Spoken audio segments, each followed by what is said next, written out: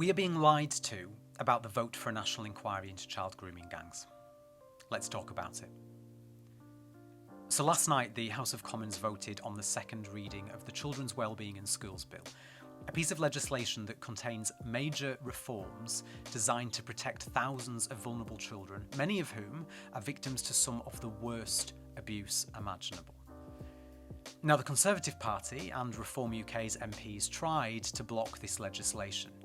Leader of the opposition, Kemi Badenoch, tabled what is known as a reasoned amendment to this bill.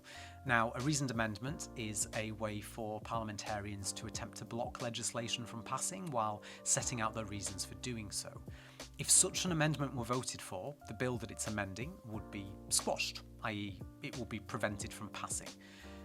The reasoned amendment put forward on this bill highlighted a handful of reasons to object to the bill, but deliberately had a sentence tagged onto the end calling for the government to establish a, quote, national statutory inquiry into historic child sexual exploitation focused on grooming gangs.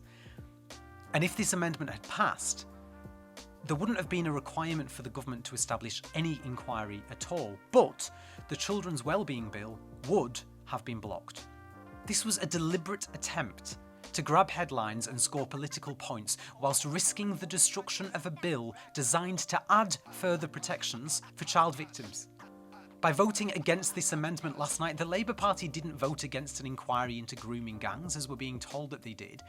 They actually voted for legislation designed to safeguard children from abuse and exploitation, and they could only do so by voting down the Conservative amendment that attempted to block it.